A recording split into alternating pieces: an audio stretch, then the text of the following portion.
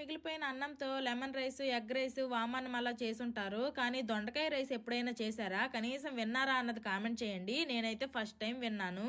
నేను ఇన్స్టాలో రీల్స్ చూస్తుంటే తమిళ చెఫ్ ఒక అతను ఈ దొండకాయ రైస్ అని చేశారు. ఇలాంటి కొత్త రెసిపీస్ చూడగానే వెంటనే సేవ్ చేసుకుని ఎప్పటికది ట్రై చేసేస్తానా ఏంటి అనేది నాకు చాలా ఇంట్రెస్ట్.